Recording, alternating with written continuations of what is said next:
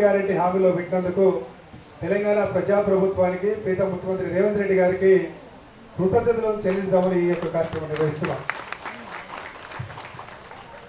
అంటే 250 గజాలు ఇవ్వగానే మాకేమైతుంది అనుకోవచ్చు, కానీ 250 గజాల స్థలం అంటే అది స్థలంగా చూడట్లే.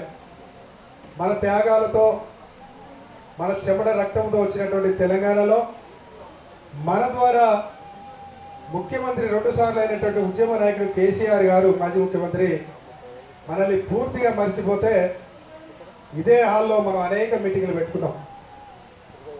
అప్పుడు ఎవరి ముఖాలు చూసినా కానీ ఒక ఆవేదన ఉండేది, ఆవేశం ఉండేది, కోపం ఉండేది. తెలంగాణ ఉద్యమం చేసినాం, మళ్ళీ ఉద్యమాలు చేయాల్సి వస్తుందని కూడా ఎవరు అనుకోలే మనం.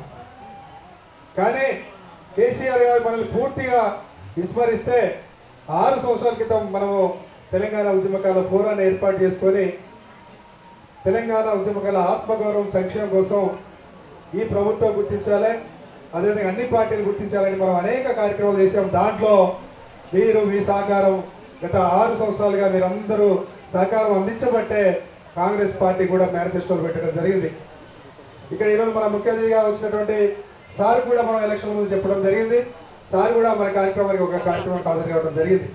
అప్పుడు మనకు కూడా హామీ ఇవ్వడం జరిగింది, ఎన్నికలలో తప్పకుండా కాంగ్రెస్ పార్టీ తెలంగాణ ఇచ్చిన కాంగ్రెస్ పార్టీ ఉద్యమకారుల కోసం తప్పకుండా ఏదో ఒకటి చేస్తామని చెప్పడం జరిగింది. ఈ సందర్భంగా మీరందరూ కూడా గట్టిగా చప్పట్లు కొడుతూ రేవంత్ రెడ్డి గారికి కృతజ్ఞతలు చెప్పండి. అదే ఈ సందర్భంగా రేవంత్ రెడ్డి గారు కూడా ఒక విన్నపం చేస్తున్నాం. సార్, మీరు ఎఫ్ఐఆర్ అదేవిధంగా పోలీస్ కేసులు అన్నారు, వాటిని స్వాగతిస్తున్నాం. ఎవరైతే ఎఫ్ఐఆర్ ఉన్నారో కేసు ఉంటే వాళ్ళకి ఇవ్వండి మొదటిగా. ఎందుకంటే ఆ రోజు అనేక సార్లు జైలుకి వెళ్ళి కేసుల మీద చేసుకుని ఉద్యమం చేసే వాళ్ళని గౌరవిద్దాం. అదేవిధంగా నిజమైన ఉద్యమకారులను కూడా ఎవరైతే ఎఫ్ఐఆర్ కేసులు లేవో వాళ్ళని కూడా గుర్తించాలని ఈ యొక్క సభ ద్వారా ముఖ్యమంత్రి గారికి విజ్ఞప్తి చేస్తున్నాం. మీరు గుర్తిస్తారని కూడా ఇలా ఉద్యమకారులందరూ కూడా ఆశాభావంతో ఉన్నారు. అనేక మంది ఎఫ్ఐఆర్ అనేసరికి చాలా మంది సార్ మేము ఆ రోజు ఉద్యమాలు చేసినాం, కానీ కేసులు వద్దని పోలీసులు వద్దని మాట్లాడుకొని కేసులు లేకుండా కేసులు అయితే ఉద్యమం చేయలేము, ముందుకు పోలేం, కాబట్టి పోలీస్ కేసులు లేకుండా ఉద్యమం చేసామని చెప్పడం జరిగింది. కాబట్టి ఈ సందర్భంగా రేవంత్ రెడ్డి గారికి ఒకటే విజ్ఞప్తి చేస్తున్నాం, ఎఫ్ఐఆర్ కేసులతో కాకుండా మిగతా ఎవరైతే నిజమైన ఉద్యమకారులు వాళ్ళకు కూడా ఈరోజు ఎఫ్ఐఆర్ కేసులు వాళ్ళకి ఇస్తున్నట్టు ఇవ్వమని కూడా ఈ సందర్భంగా విజ్ఞప్తి చేస్తున్నాం. అదేవిధంగా గత 6 సంవత్సరాలుగా డిమాండ్ చేస్తున్నట్టు తెలంగాణ ఉద్యమకారులని తెలంగాణ రాష్ట్ర సాధకులుగా గుర్తించమని మన తెలంగాణ ప్రభుత్వాన్ని విజ్ఞప్తి చేస్తున్నాం. ఈరోజు స్వతంత్ర సమరయోధులుగా ఏ విధంగా గౌరవించుకుంటున్నామో తెలంగాణ ఉద్యమకారులను కూడా గుర్తించడం కోసం ఒక కమిటీ వేయమంటున్నాం. ఈరోజు కోదండం సార్ కానీ అనేక మంది సీనియర్ ఉద్యమ నాయకులు ఉన్నారు, వాళ్ళందరితో కలిపి ఒక కమిటీ వేసి ఉద్యమకారులను గుర్తించి వాళ్ళకి ఐడెంటిటీ కార్డులు ఇవ్వమంటున్నాం. ఇవ్వాలా అవుతా? ఐడెంటిటీ కార్డులు ఇచ్చిన తర్వాత జూన్ 2న ఆ ఐడెంటిటీ కార్డులు ఇచ్చిన ఉద్యమకారులందరూ కూడా రేపు జూన్ 2 రాబోతుంది. వాళ్ళందరూ కూడా ఇప్పుడు సార్కి ఎట్లా షాలో ఇచ్చి కప్పినమో సార్ లాంటి పెద్దలతోని మనం షాలోగా కప్పించుకోవాలి. ఇక్కడ ఆనంద సార్లు ఆనందం లాంటి వాళ్ళు ఉన్నారు, చాలా పెద్ద మనుషులు, వాళ్ళ ద్వారా జూన్ 2న మన ఉద్యమకారులందరూ కూడా షాలో కప్పితే మనందరూ కూడా సంతోషపడతాం. మొన్నటిదాకా మనల్ని ఎగతాళి చేశారు, మీరు ఉద్యమాలు చేశారు, మిమ్మల్ని కేసీఆర్ పట్టించుకుంటా మీతోనే ఏందని అభయాలగిన నవీన వాళ్ళు ఇలాంతా మేము కూడా ఎందుకు ఉద్యమం చేయలేదు, ఇలా మాకు కూడా 250 గజాల స్థలం వచ్చేది కదా అని మన మీద కూలుగా చూస్తున్నారు. ఈరోజు ప్రతి తెలంగాణ ఉద్యమకారుడు రేవంత్ రెడ్డి గారిని ముఖ్యమంత్రిగా కాదు, తమ ఇంటి ఆత్మీయ బంధువుగా భావిస్తున్నారు. ఎందుకంటే ఒక పక్క మన ఉద్యమ నాయకుడు మనల్ని ఆయనతో 20 సంవత్సరాలు తిప్పించుకున్నటువంటి కేసీఆర్ మనల్ని పూర్తిగా విస్మరిస్తే, తెలంగాణ ఇచ్చినా కానీ ఆ కాంగ్రెస్ పార్టీని మనం 2 సార్లు ఓడించినాం. 2 సార్లు ఓడిస్తే ఎంత కోపం ఉండాలి వాళ్ళకి. అయినా మన తల్లిగా శ్రీమతి సోనియా గాంధీ గారు తెలంగాణ ఇచ్చిన తల్లిగా నా యొక్క ఉద్యమకాల కోసం ఏమైనా చేయాలని మన కోసం మేనిఫెస్టోలో పెట్టడం జరిగింది. ఈరోజు రేవంత్ రెడ్డి గారు ఏ మీటింగ్లో చూసినా ఉద్యమకాల పేరే ప్రస్తావిస్తున్నారు. ఆయన ప్రతి మీటింగ్ కూడా ఉద్యమకాల పేరు లేకుండా ప్రతి ఒక్క సభ కూడా సాగడం లేదు.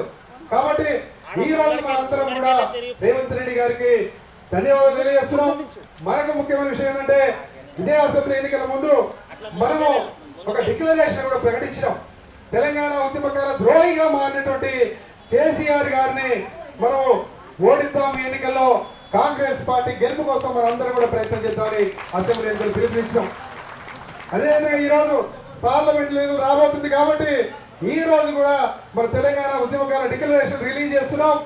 రేపు పార్లమెంట్ ఎన్నికలలో ఈ యొక్క కేసీఆర్ పార్టీని లేకుండా భూస్థాపితం చేయాలి. కాంగ్రెస్ పార్టీకి 15 పైగా స్థానాలు గెలిపించట్టు మనం అందరం కూడా చూడాల్సిన బాధ్యత మన అందరి మీద కూడా ఉందని ఈ యొక్క కార్యక్రమానికి పెద్దలు కూడా రాబోతున్నారు. వివేక్ గారు కానీ, పొన్నం గారు కానీ, గోవిందం సార్ గారు కూడా ఇంకొక హాఫ్ రోజు రాబోతున్నారు. ఇంకా మన విషయాలు కూడా పెద్దలందరూ వివరిస్తారు. కాబట్టి అందరు కూడా దయచేసి ఇది మన కార్యక్రమం, మనం ఇప్పుడే లంచ్ చేసుకుని కూర్చున్నాం. ఒక 2 గంటల రోజు మీద కూర్చోండి. అదేవిధంగా అనేక మంది పెద్దల పేర్లు కూడా మిస్ అయినాయి. మన జర్నలిస్ట్ కూడా కొంత మిస్ కావడం జరిగింది. చదివే దాంట్లో సంగిశెట్టి కృష్ణప్పర్ అన్న గారు, నల్గొండ జిల్లా చైర్మన్ అన్న, క్షమించండి అన్నగారు వేది మీద వచ్చి రైట్ ఓకే. అదేవిధంగా ఐలా యాదవ్ అన్న గారు, సారీ అన్న పైకి రండి. ఐలా యాదవ్ అన్న ఓకే. ఇప్పుడు మన యొక్క మహిళా కన్వీనర్ జ్యోతిరెడ్డి గారితో కార్యక్రమాన్ని ప్రారంభిద్దాం. జ్యోతిరెడ్డి మేడం గారిని మాట్లాడాల్సి కోరుతున్నాం. అదేవిధంగా ఋషి గారు, ఏవి ఋషి ఆయన ఆర్ఎంపీ డాక్టర్, అదేవిధంగా వాళ్ళ టీం కూడా రావడం జరిగింది. వాళ్ళ విషయంలో కూడా వాళ్ళు ఒక వినతి పత్రం ఇవ్వడం కోసం రావడం జరిగింది. వాళ్ళంతా తెలంగాణ ఉద్యమాలు మేమందరం కూడా కలిసి పనిచేయడం జరిగింది.